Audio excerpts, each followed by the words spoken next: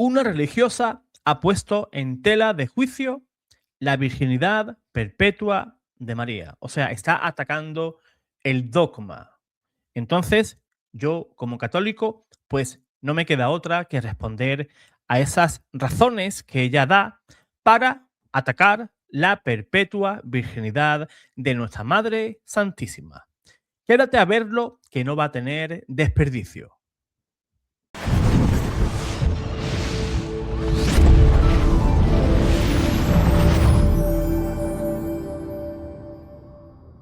Yo, por ejemplo, en el caso de la Virgen, ¿no? Cuando te habla desde la Iglesia que se bendice tanto el matrimonio y la relación de la pareja y el tener hijos, entiendo que realmente sea muy difícil de creer, de asumir el toma de la virginidad y que María, pues, y encima a San José, para demostrar que no había nada, normalmente lo dibujan viejo y con barba, sí. Entonces era el abuelo que estaba con... O sea, yo creo que María estaba enamorada de José y yo creo que era una pareja normal. Yo creo que tenían sexo. Bueno, si yo te digo que sí, me saldrán todos diciéndome que no. Yo creo que lo normal, que era tener sexo y tener una relación normal de pareja. Yo entiendo que cuesta de creer, que cuesta de digerir y que, bueno, pues que muchas veces cuando se intenta explicar, pues acaba sacando una carcajada de la gente porque hace poco creíble el mensaje. En el nombre del Padre, y del Hijo, y del Espíritu Santo. Amén. Sean todos bienvenidos a Pater Noster. Te saluda tu hermano José Manuel Gutiérrez. Hoy voy a reaccionar a unas declaraciones de Sor Lucía Caram, unas declaraciones que hizo en un programa de televisión con bastante audiencia aquí en España, y viene a decir, en sustancia, que lo normal habría sido que María, como esposa de San José, tuviera relaciones carnales con él y que por tanto no sería siempre virgen, como enseña el dogma de la Iglesia y que tú y yo creemos. Además, apoya su idea con un argumento bastante curioso. Dice que la Iglesia, en la iconografía cristiana, suele representar a San José como un anciano con una barba larga, más mayor que María, y que si la Iglesia enseña que las relaciones son para vivirse dentro del matrimonio, entonces sería contradictorio sostener que María y José no tuvieron una vida conyugal. Ahora yo te pregunto, ¿qué es lo normal? ¿Qué es lo normal? Que un esposo o un hombre conoce a una mujer, se convierte en su esposo, ella se convierte en su esposa, ¿y qué ocurre? Forman una familia y dentro de ese matrimonio, pues se tienen hijos y se cumple la orden de Dios en el Génesis. Multiplíquense. Hasta ahí todo correcto, ¿verdad que sí? Pero en ese matrimonio no había nada normal. ¿O acaso es normal que el verbo, que la segunda persona de la Santísima Trinidad, se encarnara en el vientre virginal de María? ¿Eso es normal? No. Eso es un hecho sobrenatural que se ha dado una sola vez en la historia. Y ese nacimiento, ese evento, partió la historia en dos. María, en el saludo del ángel Gabriel, ella se conturbó con las palabras del ángel. Pero es que ella, después de recibir el anuncio, ¿qué dijo? ¿Cómo va a ser eso si yo no conozco varón? Ahí los exégetas y teólogos afirman de que María tenía hecho un voto perpetuo de castidad. San José recibe el encargo de custodiar al niño, recibe a María. No tengas miedo, le dijo el ángel en el sueño. ¿Eso es normal? ¿Dar a luz al Verbo Eterno es normal? Pues según para esta monja, sí, es normal. Pero eso como entradita, ¿no? Para la explicación que vamos a dar. Vamos a ir por partes, con calma, con Biblia, con los padres de la iglesia y con josefología seria. Josefología es una ciencia teológica que estudia el papel de San José en las Sagradas Escrituras. Eso es, ni más ni menos. Y al final te voy a dar ese argumento iconográfico, aunque interesante, ¿verdad? Sobre San José, que por qué lo pintaban mayor. Quédate porque el final va a ser muy, muy bueno. En primer lugar, y hay que dejar esto claro, lo que voy a decir no es una opinión piadosa. La Iglesia confiesa desde muy, muy, muy antiguo la virginidad real y perpetua de María, antes del parto, en el parto y después del parto. Esto no nace de una manía antisexualidad ni un desprecio al matrimonio, como podría estar infiriendo esta religiosa. Es sobre todo cristología. María es virgen porque el hijo que concibe no es fruto de varón, sino que es obra del Espíritu Santo que la cubrió con su sombra. Y su virginidad perpetua está unida al carácter único del misterio del Verbo encarnado. Yo creo que hasta ahí tú y yo estamos de acuerdo. Otro punto interesante. Vamos a ir ahora a la Biblia. Lo normal no es criterio. Para esta religiosa sí, porque ella dice lo normal sería esto o lo normal sería lo otro. Pero lo normal, según la Biblia, no es criterio. Lo decisivo es el designio de Dios. Decir lo normal era que puede sonar convincente, sí, pero teológicamente muy débil. Porque lo normal era que un anciano no engendrara y Dios da a Isaac, a Abraham y a Sara, que estaban ya muy viejitos. Lo normal era que el mar no se abriera y se abrió. Recuerden el paso por el mar rojo. Lo normal es que una zarza que está ardiendo, pues queme, que esa zarza, esa mata se consuma. Sería lo normal. Lo normal era que una virgen no concibiera y sin embargo el Evangelio insiste por boca del ángel Gabriel. Para Dios nada es imposible. En el caso de María, la Sagrada Escritura nos fuerza a reconocer que estamos ante un caso singular. Un caso singular. San Lucas, capítulo 1, versículo 34. María pregunta, y se lo pregunta al ángel Gabriel, ¿cómo será eso? Pues no conozco varón. Esa no es una frase trivial. Señala que lo anunciado no encaja con el modo ordinario y abre la puerta a la lectura tradicional que siempre se ha creído en la Iglesia. Una consagración total, un voto para ser virgen, la cual ella rechazó mantener relaciones, quiso ser pura de por vida.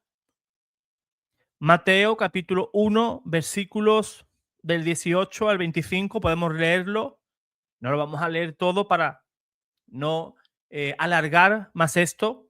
En Mateo capítulo 1, versículo 18 al 25, se presenta la concepción virginal de María como una obra divina y cumplimiento profético. Y aquí hay una clave que conviene repetir. El matrimonio verdadero no se reduce al acto conyugal. El matrimonio es, y se olvidó decirlo, Sor Lucía, que el matrimonio es alianza, es donación mutua, es hogar, es fidelidad, es misión, protección, paternidad legal y puede existir por motivos espirituales y extraordinarios una vida conyugal en continencia, sin que eso convierta el matrimonio en falso ni en contradicción. Un punto importante en la Sagrada Escritura lo podemos ver en el pasaje de San Mateo, capítulo 2, en la huida a Egipto y en su retorno, el ángel del Señor aparece a José y le ordena: levántate, toma al niño y a su madre. Y más tarde le dice: levántate, toma al niño y a su madre y vete a la tierra de Israel. Ese detalle es significativo, pero hay que entenderlo bien.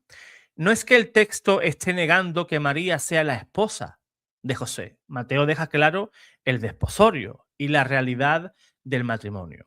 Lo que ocurre es que el evangelista, al narrar la acción del ángel, pone foco en la misión.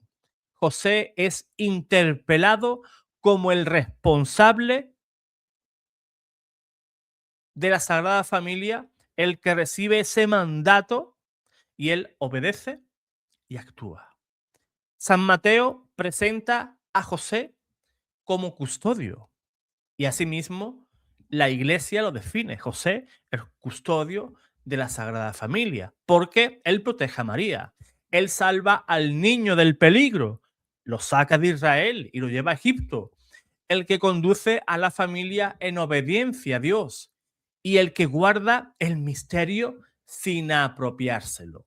Por eso el ángel le habla en términos de misión y de custodia, no en términos románticos o meramente conyugales. La fórmula el niño y su madre subraya que el centro del relato es el hijo mesiánico y la mujer elegida para ser su madre. Y José aparece como el hombre justo a quien Dios confía la tarea de custodiar el hogar donde el Verbo se hizo carne.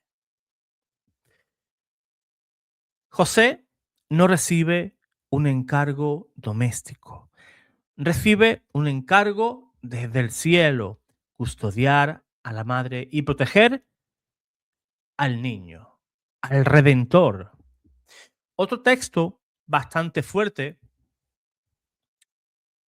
es el texto de San Juan, capítulo 19, versículo 26 y 27, donde Jesús, desde la cruz, entrega a María al discípulo amado. Ahí tienes a tu madre. Si María tuviera otros hijos biológicos, lo natural, culturalmente, sería que quedara al cuidado de los hijos que, según algunos, aparecen en San Mateo, en San Marcos capítulo 6. La tradición vio aquí un indicio que encarga y encaja con la singularidad de María. Su maternidad se abre de manera espiritual a los discípulos. Mucha gente, muchos protestantes, los enemigos de María, usan el pasaje donde se habla sobre los hermanos de Jesús. Eso siempre sale. En cualquier conversación que tú tengas sobre María con algún protestante, siempre te va a salir con el texto, ¿verdad?, sobre los hermanos de Jesús. Es el argumento más repetido contra la perpetua virginidad de María. Pero la Biblia te habla de hermanos de Jesús, te van a decir muchos, pero aquí hay dos puntos básicos que se debe de tener en cuenta. El ambiente semítico, la palabra hermano, en hebreo la palabra arj, no es que me duela nada, es que aj significa hermano. Esa palabra hebrea, pues para hermano es una palabra que puede ser usada para tío, para alguien de tu círculo cercano, para alguien que sea paisano tuyo, para aquel que es miembro de la religión que tú profesas, pero no necesariamente para hijos de la misma madre. La tradición cristiana antigua ofrece explicaciones coherentes. O bien eran parientes, primos, ¿verdad? Que esa postura fue defendida, por ejemplo, por San Jerónimo, o bien los hijos de José de un matrimonio anterior, que esa es la línea que sigue pues la Iglesia oriental y que es bastante difundido. La doctrina católica no necesita inventar nada extraño. El lenguaje bíblico y la lectura patrística sostienen perfectamente la fe en la virginidad perpetua de María. San Jerónimo, no sé si habrán leído ese debate que mantuvo San Jerónimo en su obra contra el vicio, que defiende con fuerza la virginidad perpetua de María y responde a todas las objeciones que hoy en día nos hacen los protestantes. El hasta que, los hermanos y esos versículos que mayormente todos nosotros pues conocemos. Y en la tradición patrística, la convicción se repite. Hay unanimidad. María es siempre virgen. Esto no nace de un tabú medieval, es una convicción de los primeros cristianos, muy antigua, arraigadísima dentro del cristianismo, asumida y defendida y transmitida cuando aún estaba muy cerca la memoria de la iglesia primitiva. Por tanto, ¿por qué un matrimonio virginal no contradice la moral católica, como sí quiere dar a entender Sor Lucía Caram?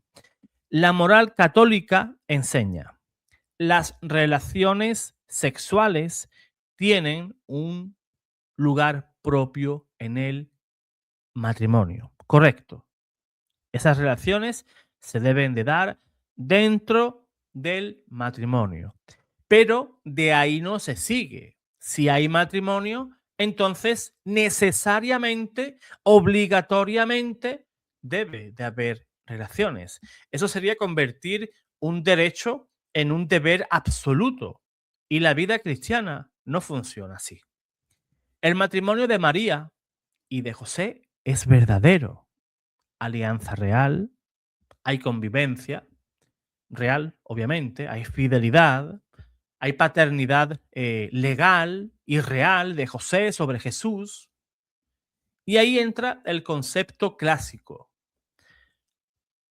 matrimonio josefino o matrimonio virginal. Una unión auténtica, ordenada a un fin superior, vivida en castidad perfecta por un designio divino. No es desprecio al matrimonio, es un caso excepcional al servicio de nuestro Señor Jesús. Hay un pasaje del profeta Ezequiel donde se habla de una puerta que será cerrada y jamás nadie pasará por ahí. Y muchos padres de la iglesia ven en esa puerta una figura de aquella que iba a dar a luz, iba a abrir su puerta para que viniera a este mundo Jesús. Y el profeta afirma que esa puerta será cerrada y jamás se volverá a abrir porque por ahí salió el Dios de Israel.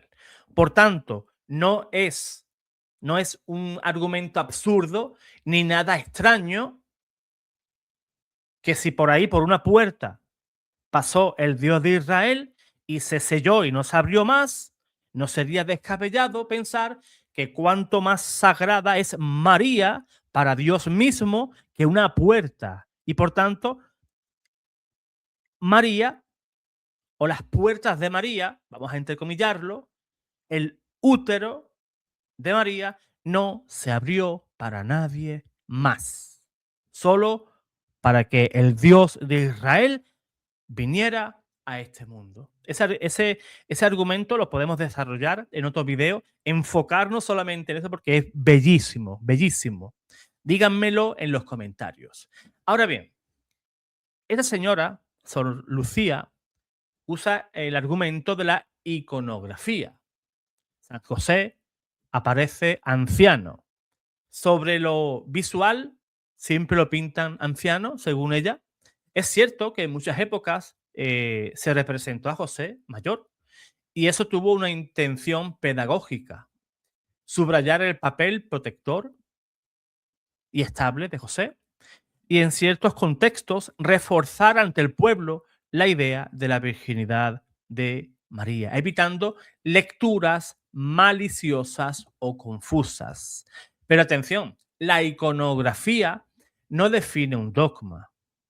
Puede reflejar teología, pedagogía, cultura, pero no decide la doctrina. De hecho, hay también y abundan representaciones de José, donde se ve joven, se ve vigoroso, sin que eso cambie nada del misterio. Así que ese argumento ni prueba nada, ni tampoco refuta nada. Solo demuestra cómo en distintas épocas intentaron representar visualmente una realidad sagrada. Y quiero ir a un punto que ha tocado Sor Lucía, en el que toca un punto moral. No es contradictorio que el matrimonio tenga sexo o relaciones y ellos no. No, no es para nada contradictorio. La grandeza cristiana no se mide por lo esperable, sino por la obediencia a Dios. Y en ese caso, Dios confía a José una misión única: custodiar a María y proteger a nuestro Redentor. Esa misión, precisamente por ser única, puede ir acompañada de una forma de vida también única. Por tanto, y para ir dando término, frente a la frase de lo normal era que, como dice Sor Lucía, la respuesta católica es la siguiente. Aquí no estamos ante lo normal, sino ante lo mesiánico, ante el plan salvífico de Dios. José es presentado por el Evangelio como custodio, recibe el mandato del cielo a través del mensaje del ángel, protege y conduce a la Sagrada Familia. Los hermanos no obligan a negar la virginidad de María, cuando se entiende el lenguaje semítico y la lectura constante e ininterrumpida de la tradición sagrada. Y la iconografía de José anciano es un recurso pedagógico de épocas concretas, no es un argumento doctrinal definitivo. Si buscas en Google, por ejemplo, pones San José, te van a aparecer imágenes pues de todo tipo, donde se ve un San José joven con el niño, sosteniendo al niño, o podemos ver ciertas pinturas, ciertos iconos, donde San José se puede ver pues anciano y con una larga barba, y no cambia para nada el misterio. Y voy a terminar con una idea muy clara. San José no es menos esposo por ser casto, ni María es menos esposa por ser virgen. La pureza de esa unión no es una negación del matrimonio, es un signo de que Dios estaba obrando radicalmente único en la historia. A veces ciertas personas tienen la manía de hacer de esa misión de San José, que no era ser el procreador junto a María de una nueva familia, sino que esa nueva familia que iba a surgir de ahí, pues era la iglesia. Esa es la verdadera paternidad también de San José, porque gracias al cuidado del niño, al cuidado de la Virgen María, de ahí surge también la iglesia. San José también es el protector de la iglesia y es custodio también de la iglesia. Es el protector de la iglesia al cual, pues yo, pues que me llamo también José, pues estoy muy orgulloso de llevar ese nombre, ¿verdad? Y siempre pido la intercesión de este gran santo. Un santo al cual, pues, es un modelo perfecto para una familia, ¿verdad? Ese San José, donde intercederá por todos nosotros, por las necesidades también de esta familia terrena, aunque él ya esté, pues, junto a nuestro Señor y a María Santísima en el cielo. pues encomiéndate a San José. Muchos santos, como por ejemplo Santa Teresa de Ávila, que era muy devota de San José, pues se encomendaba muchísimo a él, pues sería muy bueno que conocieras más a San José y pidieras su poderosísima intercesión. Dios te guarde, Dios te bendiga.